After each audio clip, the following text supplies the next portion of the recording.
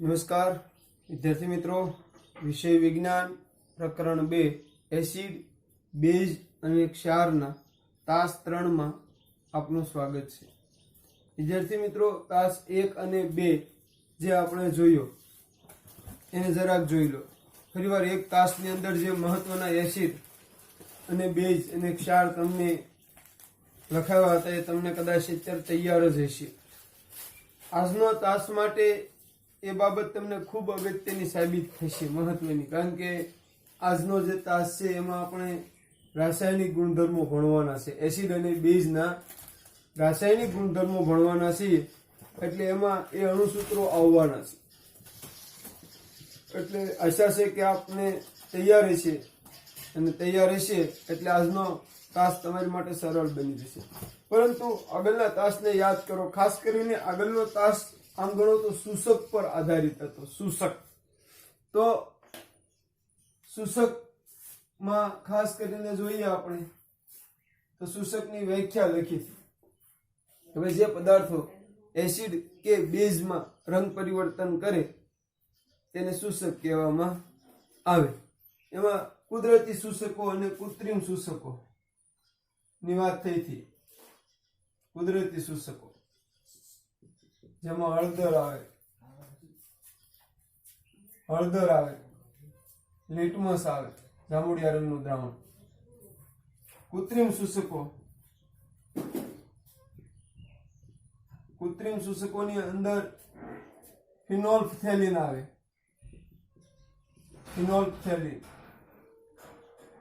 Methyl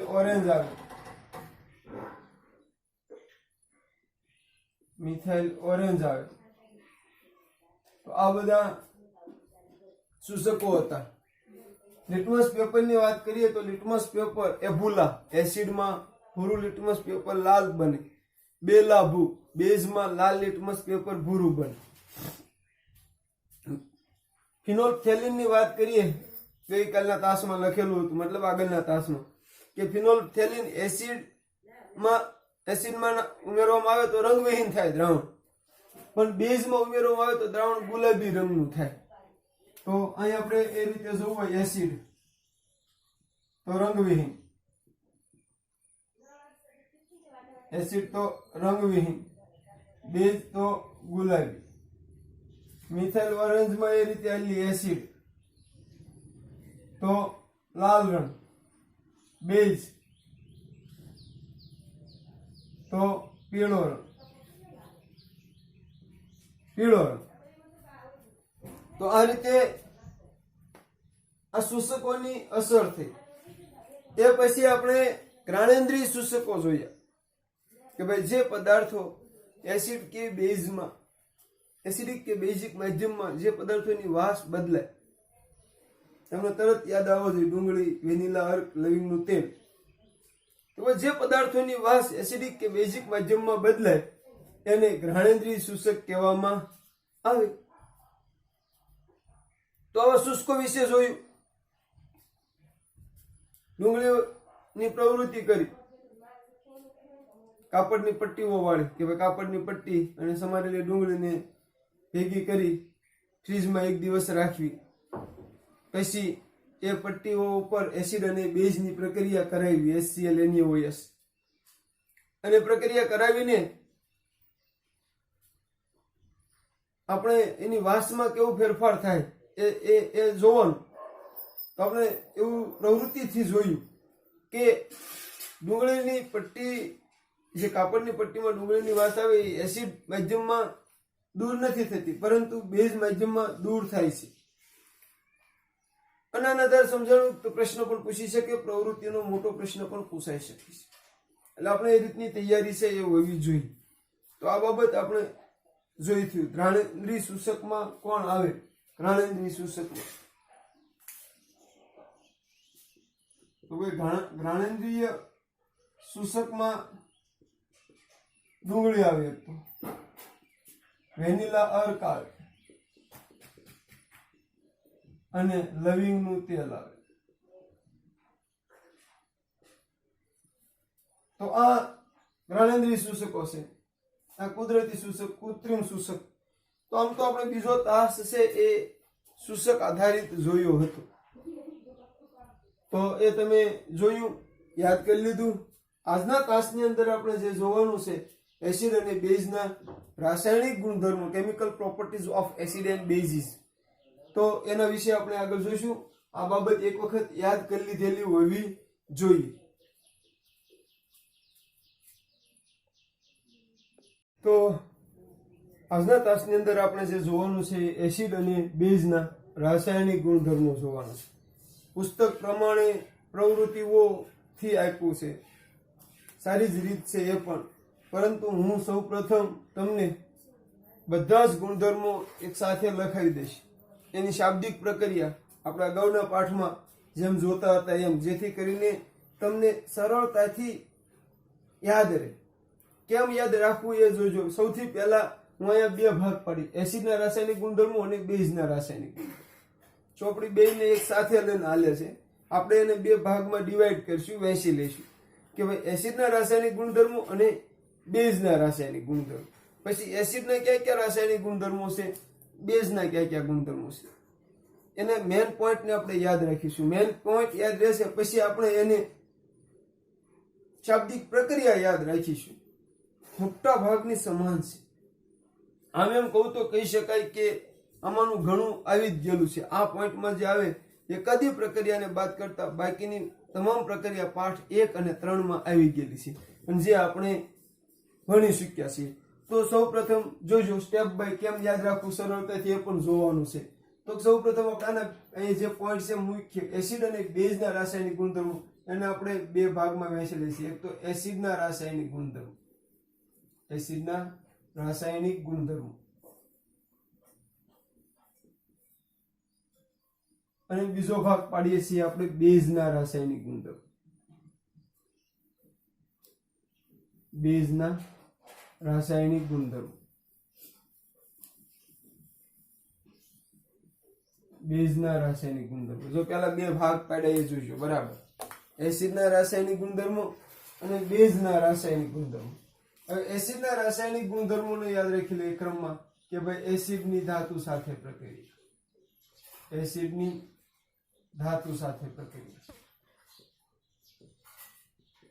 અહીંયા કદાચ એમ પણ લખી હોય કે ભાઈ ધાતુ એસિડ સાથે કઈ રીતે પ્રક્રિયા કરે છે, એવા એ રીતના શબ્દોમાં આપ્યું હોય, પણ આપણે આ રીતની સિસ્ટમથી ટેવાયેલા છીએ એટલે હું એ રીતે લખું છું કે એસિડની ધાતુ સાથે પ્રક્રિયા. જોતા જજો બરાબર. આગળ એટલે બીજું એસિડની ધાતુના ઓક્સાઇડ સાથે પ્રક્રિયા, એસિડની ધાતુના ઓક્સાઇડ સાથે પ્રક્રિયા, સાથે પ્રક્રિયા. તમારે સાથે સાથે મુદ્દા તૈયાર કરી નાખવાના છે.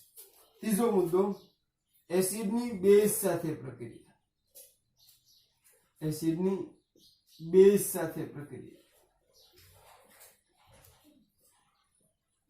અને ચોથો અને છેલ્લો મુદ્દો એસિડની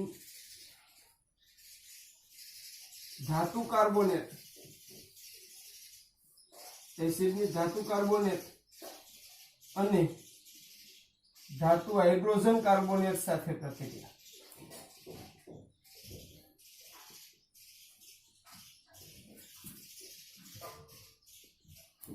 જોઈ લો, મુદ્દા યાદ કરી લો બરાબર. એસિડની ધાતુ સાથે પ્રક્રિયા, એસિડની ધાતુના ઓક્સાઇડ સાથે પ્રક્રિયા, એસિડની બેઝ સાથે પ્રક્રિયા, એસિડની ધાતુ કાર્બોનેટ અને ધાતુ હાઇડ્રોજન કાર્બોનેટ સાથે પ્રક્રિયા. તો આ મુદ્દા પહેલા યાદ રાખો. અત્યારે એનું મનન 1-2 વાર કરો.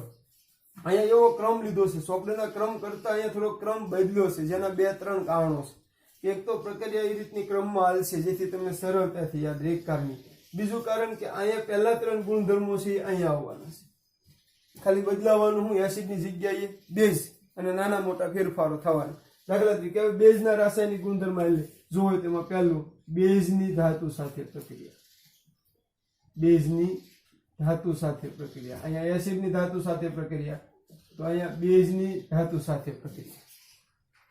બીજો પોઈન્ટ બેઝની અહીંયા એસિડની ધાતુના ઓક્સાઇડ સાથે પ્રક્રિયા, તો અહીંયા બેઝની અધાતુના ઓક્સાઇડ સાથે પ્રક્રિયા, બેઝની અધાતુના ઓક્સાઇડ સાથે પ્રક્રિયા,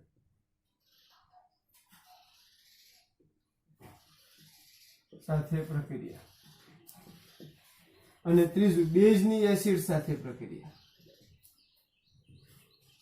બેઝની એસિડ સાથે પ્રક્રિયા. એસિડની બેઝ સાથે કયો કે બેઝની એસિડ સાથે પ્રક્રિયા કયો એ સરખું છે. તો અહીંયા આ ક્રમ એટલા માટે લીધો કે એસિડની ધાતુ સાથે પ્રક્રિયા, તો અહીંયા બેઝની ધાતુ સાથે પ્રક્રિયા, એસિડની ધાતુના ઓક્સાઇડ સાથે પ્રક્રિયા, તો બેઝની અધાતુના ઓક્સાઇડ સાથે પ્રક્રિયા. જો યાદ લેવામાં સરળતા રહે. એસિડની બેઝ સાથે પ્રક્રિયા, તો બેઝની એસિડ સાથે પ્રક્રિયા. તો આ ત્રણ મુદ્દા આમ ઘણા અંશે યાદ રહી છે કે એસિડની ધાતુ સાથે પ્રક્રિયા, બેઝની ધાતુ સાથે પ્રક્રિયા, એસિડની ધાતુના ઓક્સાઇડ સાથે પ્રક્રિયા, બેઝની અધાતુના ઓક્સાઇડ સાથે પ્રક્રિયા, એસિડની બેઝ સાથે પ્રક્રિયા, બેઝની એસિડ સાથે પ્રક્રિયા, અને છેલ્લે એસિડમાં જે વધારાનું આવે એસિડની ધાતુ કાર્બોનેટ અને ધાતુ હાઇડ્રોજન કાર્બોનેટ સાથે પ્રક્રિયા. તો આ રીતે પહેલા તમને મુદ્દા તૈયાર થઈ ગયા હશે અથવા થઈ જવા જોઈએ. પહેલી વાત આ છે. હવે આમાંથી યાદ કરો નવું કેટલું, જૂનું કેટલું, એકબીજામાં આવતું કેટલું. અહીં તમારી સમક્ષ 7 મુદ્દા છે. એસિડમાં 7 અને બેઝમાં 3. 7 માની શાબ્દિક પ્રક્રિયા હમણાં હું લખીશ, તમે જોજો કે 7 માની મોટા ભાગની શાબ્દિક પ્રક્રિયાઓ સમાન છે. મોટા ભાગની શાબ્દિક પ્રક્રિયા સમાન હોય એટલે વર્ણન સમાન આવવાનું, અને વર્ણન સમાન હોય, શાબ્દિક પ્રક્રિયા સમાન હોય એટલે પ્રક્રિયા ઘણી અંશે સરળ થઈ જાય, સમાન થઈ જાય. એટલે આ બાબત યાદ રાખીએ. તો આપણે એક એક બાબતને જોતા જાય. ભાઈ એસિડની ધાતુ સાથે પ્રક્રિયા.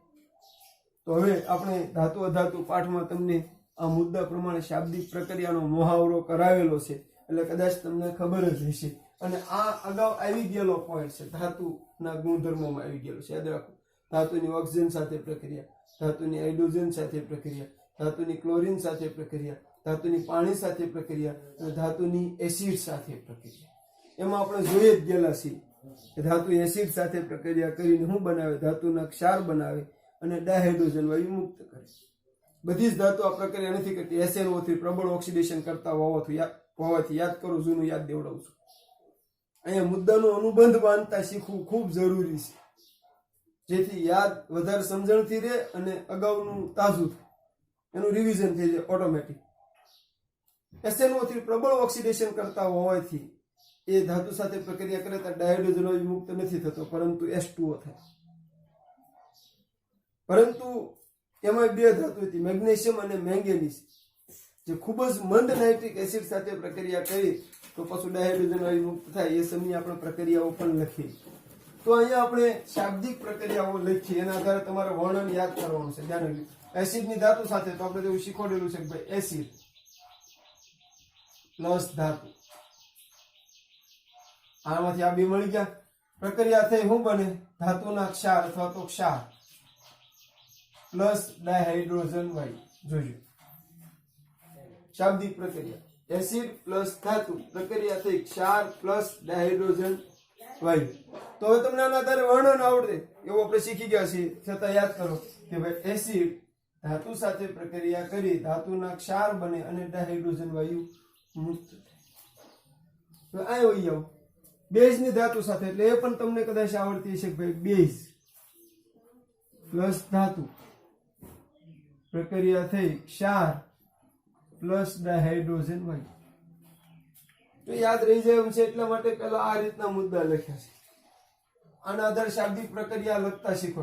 પેલા મુદ્દા યાદ રાખ્યા, સ્ટેપ બાય સ્ટેપ મુદ્દા યાદ રહી જાય, પછી આપણે એને શાબ્દિક પ્રક્રિયાઓ યાદ રાખી. એસિડ પ્લસ ધાતુ, આ બે તો આમાં આપેલું જ હોય. પ્રક્રિયકો તો આ મુદ્દામાં આવી ગયેલા છે, નીપ જ યાદ રાખવાની રે કે ભાઈ એસિડ પ્લસ ધાતુ, પ્રક્રિયાથી ક્ષાર અને ડાયહાઇડ્રોજન વાયુ. અહીંયા બેઝ પ્લસ ધાતુ, પ્રક્રિયાથી ક્ષાર અને ડાયહાઇડ્રોજન વાયુ. હવે અહીંયા લખ્યું છે એસિડની ધાતુના ઓક્સાઇડ સાથે. તો જો એ મુદ્દા તમે આવી ગયા કે એસિડ અને ધાતુના ઓક્સાઇડ, એટલે આપણે લખીશું એસિડ પ્લસ ધાતુના ઓક્સાઇડ, એસિડ પ્લસ ધાતુના ઓક્સાઇડ, પ્રક્રિયા થઈ ક્ષાર પ્લસ પાણી, ક્ષાર પ્લસ પાણી. એસિડ પ્લસ ધાતુના ઓક્સાઇડ પ્રક્રિયાથી ક્ષાર પ્લસ પાણી. અહીંયા પણ તમને લખતા આવડશે ભાઈ બેઝ પ્લસ અધાતુના ઓક્સાઇડ, બેઝ પ્લસ અધાતુના ઓક્સાઇડ પ્રક્રિયા થઈ ક્ષાર પ્લસ પાણી. જોજો આ રીતના સ્ટેપમાં એટલે લખું છું કે લગભગ પૂરું કરું ત્યાં યાદ રહી જાય. હવે એસિડની બેઝ સાથે જે આ પ્રક્રિયાને એક નામ આપવામાં આવે છે તટસ્થીકરણની પ્રક્રિયા. એસિડની બેઝ સાથે કે બેઝની એસિડ સાથેની જે પ્રક્રિયા છે એ તટસ્થીકરણ પ્રક્રિયા છે. એ તટસ્થીકરણ પ્રક્રિયા છે. આમ તો આ બધી તટસ્થીકરણમાં જ આવે. બે ને બાદ કરતા મોસ્ટ ઓફ પ્રક્રિયા તટસ્થીકરણ જ આવે આ બધી. પણ વાસ્તવમાં જેની વ્યાખ્યા પ્રમાણે કેવું હોય તો એસિડની બેઝ સાથે પ્રક્રિયા થઈ ક્ષાર અને પાણી બને અને તટસ્થીકરણની પ્રક્રિયા કહેવાય. તમને એમ થશે કે સાહેબ આ તો બરાબર છે તટસ્થીકરણ કે એસિડની બેઝ સાથે પ્રક્રિયા થઈ ક્ષાર ને પાણી બન્યું, તો આને તમે કેમ તટસ્થીકરણ કહી શકો? તો આ બેઝ છે અધાતુનો ઓક્સાઇડ, એટલે કે અહીંયા એવા જ અધાતુના ઓક્સાઇડ સાથે બેઝ પ્રક્રિયા કરે તો ક્ષાર ને પાણી મળે જે એસિડિક ઓક્સાઇડ હોય. એટલે એસિડિક ઓક્સાઇડ અને બેઝ, એસિડિક ઓક્સાઇડ અને બેઝ એટલે શું બને? ક્ષાર ને પાણી. એટલે એક રીતે જુઓ તો એસિડ બેઝ થઈ ગયું. અહીંયા પણ એ જ રીતનું બનવું. બેઝિક ઓક્સાઇડ હોય, ધાતુના ઓક્સાઇડ બેઝિક હોય, અધાતુના ઓક્સાઇડ એસિડિક હોય. બધા એસિડિક નથી હોતા પણ અધાતુના ઓક્સાઇડ એસિડિક હોય, તટસ્થ હોય, બેઝિક હોતા નથી. તો એ રીતે તો આની શાબ્દિક પ્રક્રિયા લખી હોય તો આમાં બે આવેલા છે એસિડ. જોજો બરાબર, એસિડ પ્લસ બેઝ પ્રક્રિયા થઈ ક્ષાર પ્લસ પાણી. અહીંયા શું બનશે? બેઝ પ્લસ એસિડ પ્રક્રિયા થઈ શું બનશે? ક્ષાર પ્લસ પાણી. જોજો મેં કીધું શાબ્દિક પ્રક્રિયામાં એક તો તમામ પ્રક્રિયામાં ક્ષાર આવે, તમામમાં એક નિપજ તરીકે ક્ષાર આવે. પછી ધાતુ સાથેની પ્રક્રિયામાં ડાયહાઇડ્રોજન હોય, બાકી બધી પ્રક્રિયામાં પાણી આવે. એક કાર્બોનેટ સાથેની પ્રક્રિયા છે એમાં ક્ષાર ને પાણી આવશે પણ વધારાનું એક આવશે કાર્બન ડાયોક્સાઇડ વાયુ. તો જુઓ એસિડ, એસિડ પ્લસ ધાતુના કાર્બોનેટ પ્રક્રિયા થઈ ક્ષાર પ્લસ પાણી પ્લસ કાર્બન ડાયોક્સાઇડ વાયુ કાર્ડા અથવા તો CO2. અહીંયા બીજો એ જ રીતે લખી લો, એસિડ પ્લસ ધાતુ હાઇડ્રોજન કાર્બોનેટ, ધાતુ હાઇડ્રોજન કાર્બોનેટ એટલે બાયકાર્બોનેટ, ધાતુના બાયકાર્બોનેટ. તો યાદ છે ક્ષાર પાણી. હા, એટલે હું અહીંયા કાઉન્સમાં લઈ લઉં છું એને કે ભાઈ એની આની જગ્યાએ ધાતુ હાઇડ્રોજન કાર્બોનેટ લખી શકું, ધાતુ હાઇડ્રોજન કાર્બોનેટ લખી શકું. તો આને સરળતાથી યાદ રાખવા માટે સૌથી પહેલા મુદ્દા યાદ હોવા જોઈએ, મેન મુદ્દા કે ભાઈ એસિડના રાસાયણિક ગુણધર્મોમાં કયા 4 મુદ્દા આવે? એસિડની ધાતુ સાથે પ્રક્રિયા, એસિડની ધાતુના ઓક્સાઇડ સાથે પ્રક્રિયા, એસિડની બેઝ સાથે પ્રક્રિયા અને એસિડની ધાતુના કાર્બોનેટ કે ધાતુના હાઇડ્રોજન કાર્બોનેટ સાથેની પ્રક્રિયા. એ જ રીતે બેઝના યાદ રાખો કે બેઝની ધાતુ સાથે પ્રક્રિયા, બેઝની અધાતુના ઓક્સાઇડ સાથે પ્રક્રિયા. ઘણી વખત અહીંયા અધાત્વી ઓક્સાઇડ એવો શબ્દ વાપરશે. ધાતુના ઓક્સાઇડ માટે ધાત્વી ઓક્સાઇડ શબ્દ વાપરશે, અધાતુના ઓક્સાઇડ માટે અધાત્વી ઓક્સાઇડ એવો શબ્દ વાપરશે. અને બેઝની એસિડ સાથે પ્રક્રિયા. તો પહેલા તમને આ મુદ્દા યાદ હોવા જોઈએ અને શક્ય બને તો PDF ની અંદર તાસ પૂરો થાય ત્યાં જ યાદ રહી જવા જોઈએ. અને ત્યાર પછી એની શાબ્દિક પ્રક્રિયા કે બધાની એક સાથે લખવાનું કારણ એટલે છે કે તમને યાદ રાખવામાં સરળતા રહે કે ભાઈ જો ધાતુ સાથેની પ્રક્રિયા આવે એસિડ કે બેઝ, મુદ્દા હોય એટલે એના પ્રક્રિયકો તો તમને આવડી ગયા, એટલે કે 50% તો તમને આવડી ગયું. આ પ્રક્રિયકો આવડી ગયા, મુદ્દાઓ પરથી પ્રક્રિયકો જોઈશું બધા.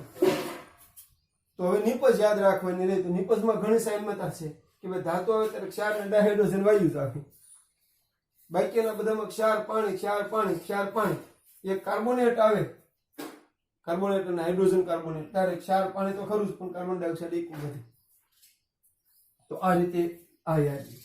હવે અહીંયા તમને શરૂઆતમાં જે એસિડ લખાવ્યા એ જો તમને યાદ હોય, શરૂઆતમાં જે એસિડ લખાવી તમને યાદ હોય તો લગભગ એસિડ બેઝ ને ક્ષાર ને લખાવ્યા એ યાદ હોય. સંયોજકતાનું જો તમને થોડું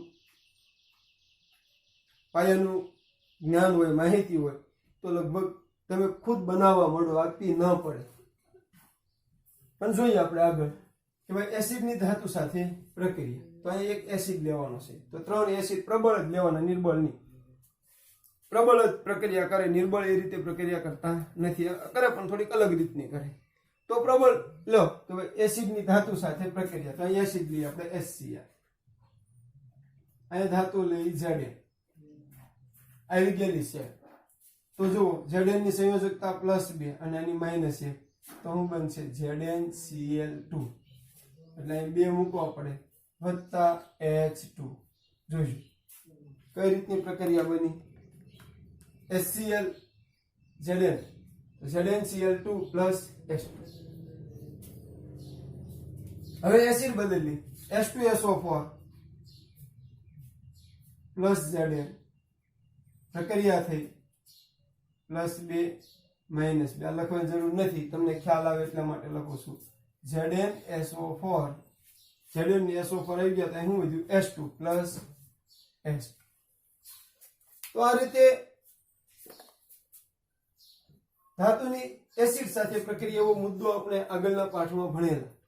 તો આ પાઠની અંદર એસિડની ધાતુ સાથે ખાલી શબ્દો આડાવડા છે, પ્રક્રિયાઓ ઈ છે, એમાં ઘણી બધી પ્રક્રિયાઓ આપણે લખેલી છે. તો અહીં નાઇટ્રિક એસિડ લેશું, ઝીંક ધાતુ લેશું તો પ્રક્રિયા શક્ય બનશે. જોઈશું પુસ્તકમાં છે કે દાણાદાર ઝીંક સાથે તમે નાઇટ્રિક એસિડ લો. આની બધાની પ્રવૃત્તિ હારવા નથી ભણે, પ્રવૃત્તિ આપણે પછી ભણીશું. પેલા બધા મુદ્દા એટલે લઈ લીધા કે એક આરે રહેતો તમને એક સૂત્રતાથી યાદ રહે એટલા માટે લઈ લીધા છે. તો એની પ્રવૃત્તિ આવશે કે ઝીંકના દાણા લો, દાણાદાર ઝીંક, એમાં આ એસિડ ઉમેરો, અથવા તો એસિડ લો ને એમાં દાણાદાર ઝીંક ઉમેરો. તો ઝીંકના દાણાદાર ઝીંક એટલે દાણાવાળું ઝીંક, આપણું ખાતર ને બધું આવે, ડીએપી યુરિયા ને એને કેમ દાણા આવે એવું ઝીંક. તો એ ઉમેરશો અને એસિડ ને ઝીંક બી જ્યારે ભેગા થશે એટલે પ્રક્રિયા થશે બે વચ્ચે, અને ઝીંક ના દાણા ઉપર પરપોટા જોવા મળશે અને એક વાયુ બહાર નીકળશે, વાયુ હાઇડ્રોજન વાયુ. અહીંયા અવસ્થા લખવાની થાય તો ધાતુ ઘન છે. માની લો કે અવસ્થા લખવાની થઈ તો આ બધા એક ક્યુ આવશે, આ ઘન આવશે, આ એક ક્યુ આવશે જલ્દી, અને આ વાયુ આવશે એટલે જી અવસ્થા. તો તમને આ યાદ હોય તો આ રીતની પ્રક્રિયા થાય. હવે નાઇટ્રિક એસિડ હશે તો ઝીંક સાથે ડાયહાઇડ્રોજન વાયુ મુક્ત થશે. જૂની માહિતી યાદ કરો, નવી માહિતીને જોડો, અનુબંધ કરો. નહીં થાય, કારણ કે નાઇટ્રિક એસિડ પ્રબળ ઓક્સિડેશન કરતા હશે એટલે H2O મુક્ત નથી કરતા, H2O મુક્ત કરે છે. હા, મેગ્નેશિયમ કે મેંગેનીઝ હોય ને ખૂબ મંદ નાઇટ્રિક એસિડ હોય તો પાછું ડાયહાઇડ્રોજન વાયુ થાય. અહીં બીજી ધાતુ લઈને તમે યાદ રાખી શકો, પણ અત્યારે મારે તમને બધી એક હારે લેવાની છે એટલે જે મેન આપી છે ચોપડીમાં, પુસ્તકમાં, એને બેઝ બનાવીને હું વધારે હાલીશ. આગળ એસિડની ધાતુના ઓક્સાઇડ સાથે પ્રક્રિયા. અહીંયા એસિડ તો આ બે આવી ગયા, બધામાં હાઇલાઇટ કરશે. જ્યાં જ્યાં એસિડ આવશે ને મોટા ભાગે આ બે આવશે, HCl અને H2SO4. અહીં ધાતુ કીધી, અહીં ધાતુના ઓક્સાઇડ કીધા, તો આપણે જોઈએ કે ભાઈ એસિડ તરીકે આપણે લઈએ HCl, ધાતુના ઓક્સાઇડ તરીકે લઈએ Na2O. એ તમને ધાતુ પાઠમાં યાદ હોવો જોઈએ. ઓક્સાઇડ કે ધાતુ ઓક્સિજન સાથે પ્રક્રિયા કરે ત્યારે ધાતુના ઓક્સાઇડ બનાવે, ને આપણે આવા ઓક્સાઇડ આવી ગયેલા છે. Na2O થાય તો K2O થાય, પછી Ca કૌંસમાં હોય CaO, ZnO, MgO, Al2O3, આ બધા ઓક્સાઇડ છે ધાતુના. તો HCl + Na2O એટલે હવે પ્રક્રિયા થશે. આ યાદ હોય તો ખબર પડી જશે. ક્ષાર ને શું બનવાનું છે? પાણી.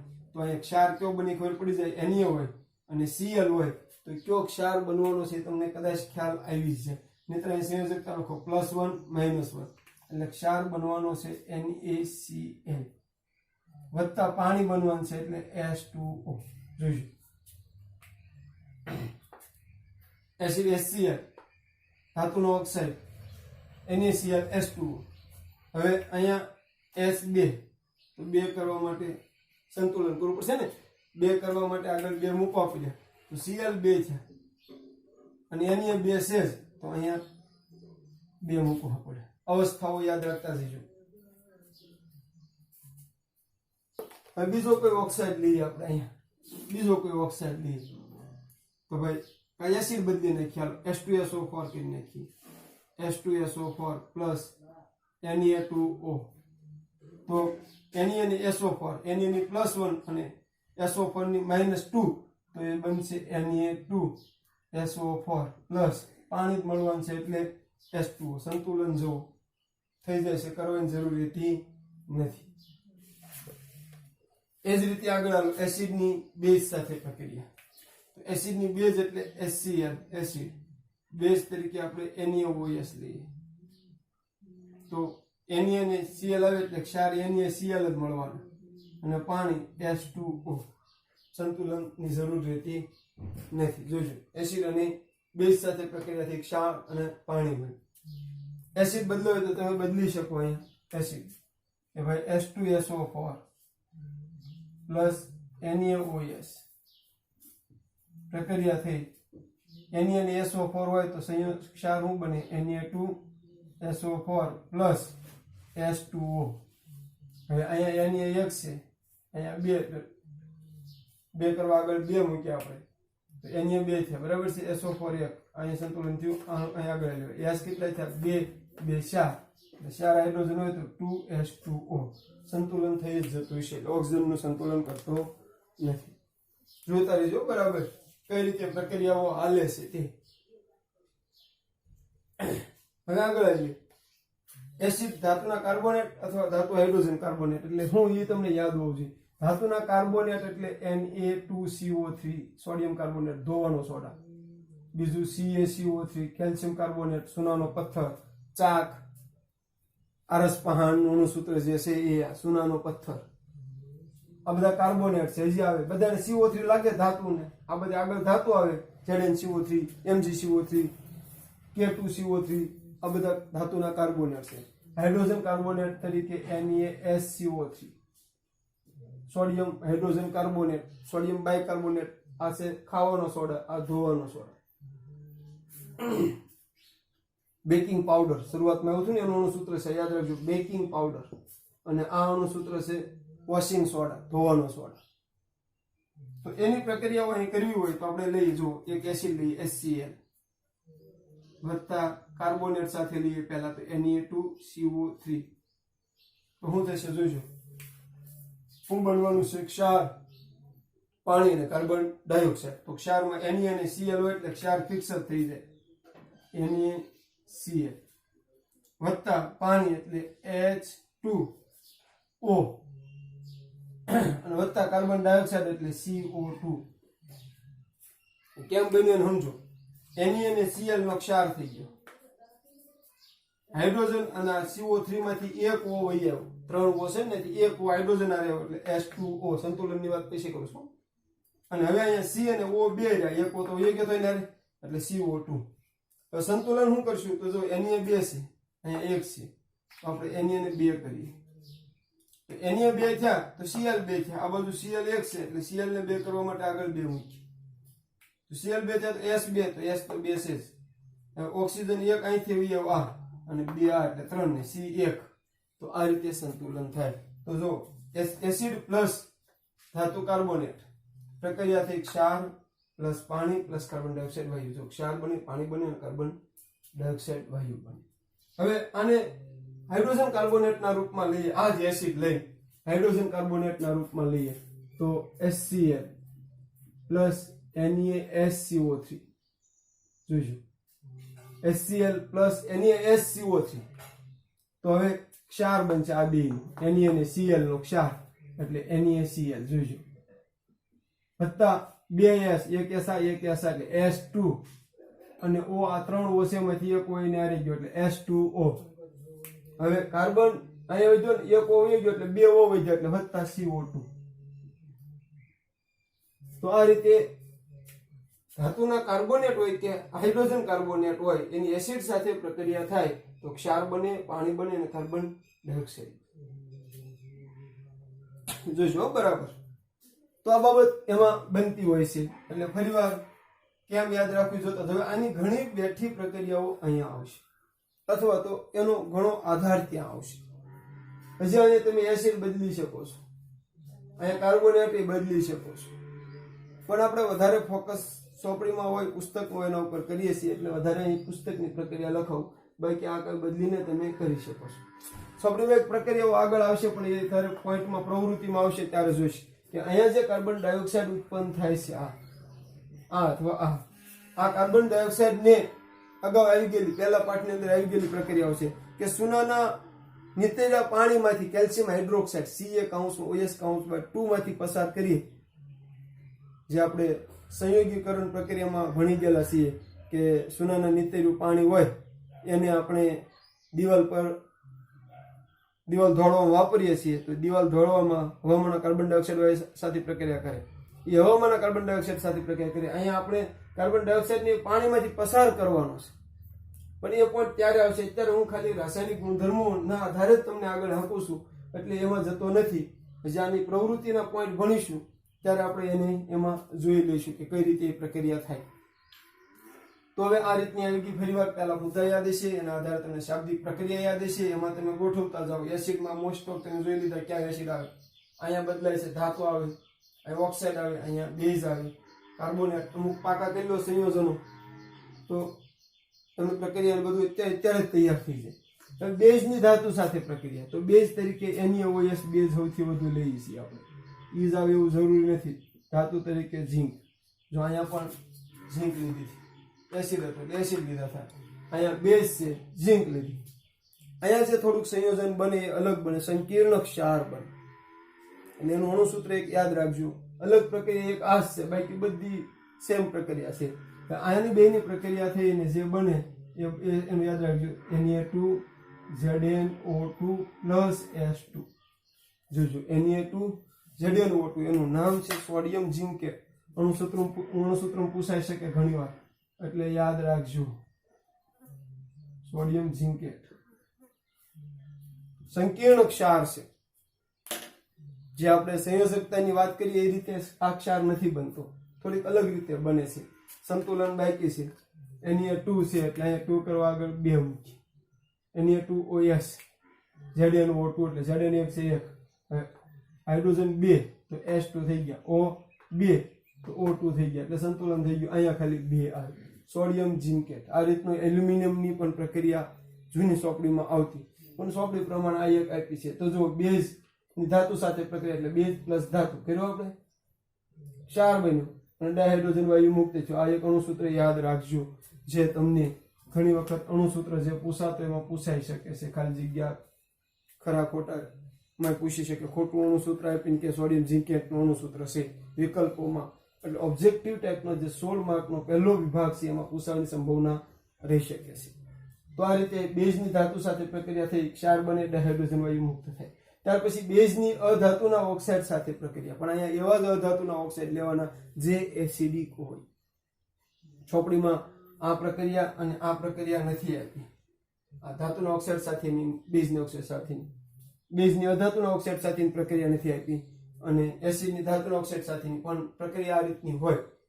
એટલે અહીંયા એવા ઓક્સાઇડ લેવાના જે પાણીમાં ઓગળીને બેઝ બને. એસિડ ક્યારે બને, બેઝ ક્યારે બને, એવો પોઈન્ટ આવે તો આ ઈ છે. એસિડ ક્યારે બને, બેઝ ક્યારે બને, એનો એક આધારભૂત પોઈન્ટ છે કે ભાઈ એસિડિક ઓક્સાઇડ, અધાતુના જે એસિડિક ઓક્સાઇડ છે એને પાણીમાં ઓગાળો તો એસિડ બને, અને ધાતુના જે બેઝિક ઓક્સાઇડ છે એને પાણીમાં ઓગાળો તો બેઝ બને. જોજો, અધાતુના એસિડિક ઓક્સાઇડની પાણી સાથેની પ્રક્રિયાથી એસિડ બને. એસિડ ક્યારે બને, આવો પ્રશ્ન આપણે અગાઉ આવી ગયો કદાચ. એસિડ ક્યારે બને તો અધાતુના એસિડિક ઓક્સાઇડની પાણી સાથેની પ્રક્રિયાથી એસિડ બને. બેઝ ક્યારે બને તો ધાતુના બેઝિક ઓક્સાઇડની પાણી સાથેની પ્રક્રિયાથી બેઝ બને.